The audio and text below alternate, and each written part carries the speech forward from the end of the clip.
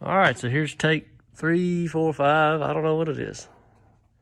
This looks similar, but I've got a stainless steel plate on the top, stainless steel dog bowl, which probably ain't gonna last very long. It might, we can see. And then, just like the other one was, the stack's the same. I'm gonna drip in there, fill in there, and that should be it. We'll try it out and see how it goes. Got it lit off. Diesel fuel right this minute.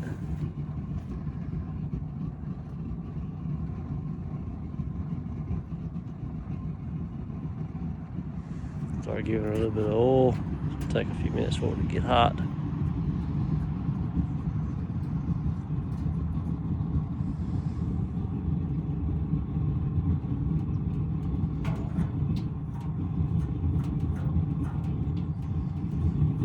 Oh, it's cold this morning.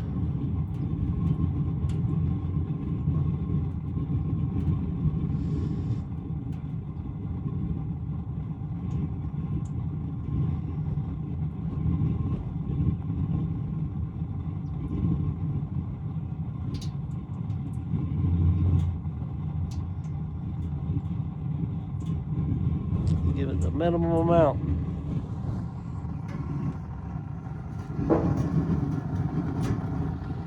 Let's see if this here works.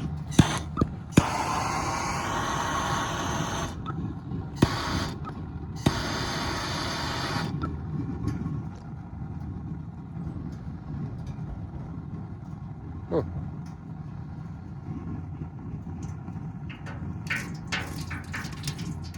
There's that oil.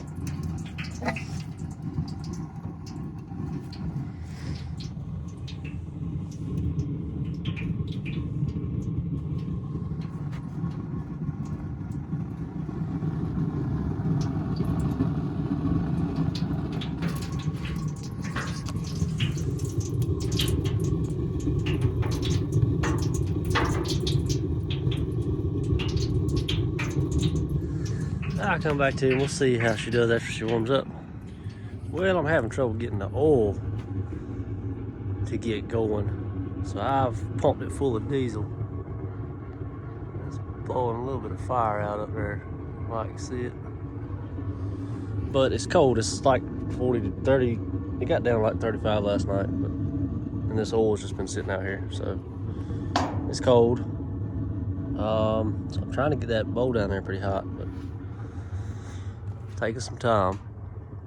Might be something I need to address next time, because that's when you're going to be doing it. It's going to be cold. If you're pumping oil in it, it's going to be cold. It's going to be cold. So the orchard heater idea, they've got kind of like a recirc on it, and it kind of pulls hot gas down into the burn chamber, and that helps with heating that part up. I might have to do that with this and just try it and see if that works. But I know you got to throttle diesel fuel when you put it in there. Good gracious.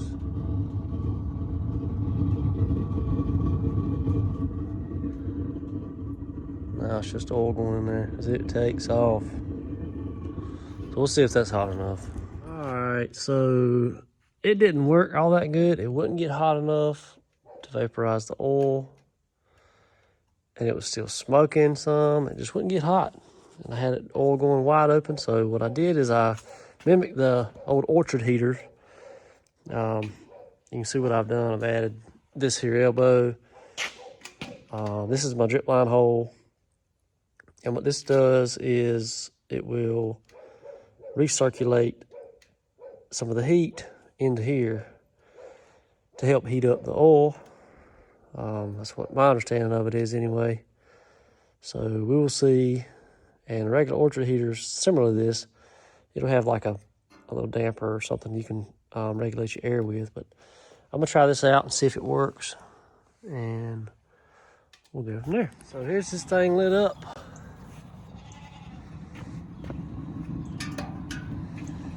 It's I put a good bit of diesel fuel in there and a little bit of oil in the bottom, so it's dripping right now.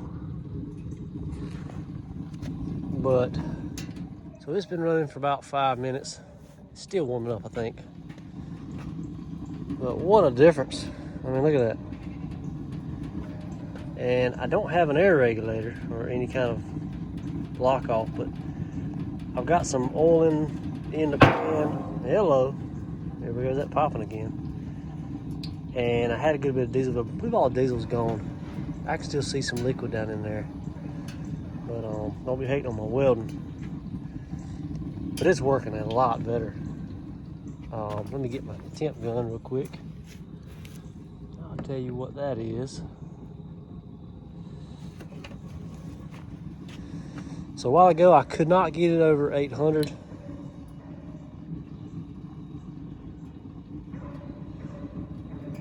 And that was actually with that on it. And I was shooting right about here on that. So I'll throw that on in a minute. But that's the outside, but when I go inside, that's the inside of the pipe. Well, somewhere in there is inside of the pipe, so we're at 1,000 degrees there. That's hot. We're gonna let it go. I got my oil wide open, which isn't much. And we're gonna see what she does. I'm gonna put this top on there and we'll see what she does in just a few minutes. Before it gets too dark, here's the smoke situation. It's got a little smoke to it, but it ain't, well, it's really bad like that. But it ain't too bad. I believe I need a little more air. My hole's not cut quite big enough. The hole that my drip feeds in right there, I think I need to cut that open a little bigger, give it some more initial air. But anyway, don't trust that thing. So that is about, well,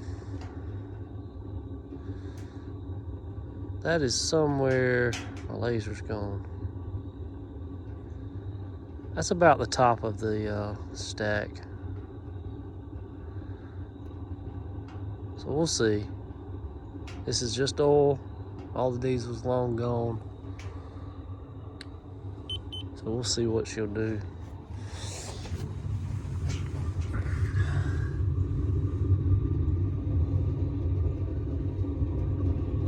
Oh, a little view from the side. I can put some more holes in it. But it's doing good, it's hot. And what I want to see is when that oil, all that oil burns off. So there ain't much, I can see it boiling in there. But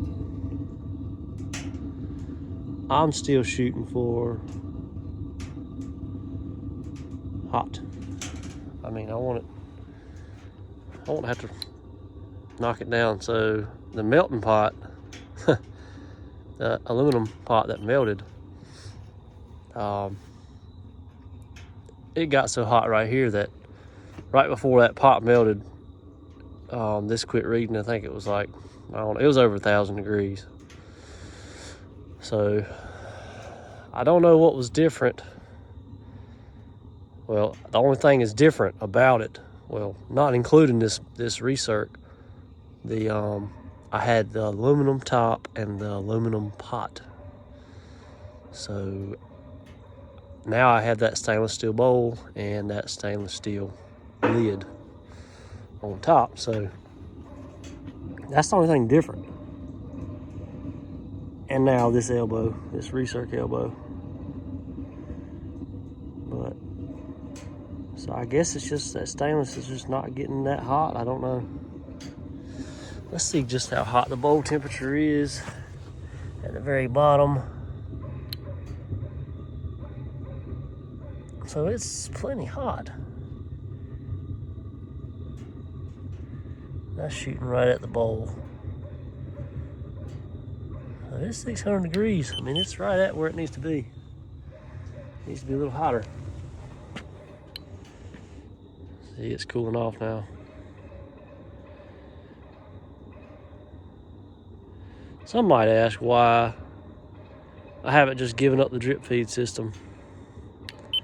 For some reason I like it still.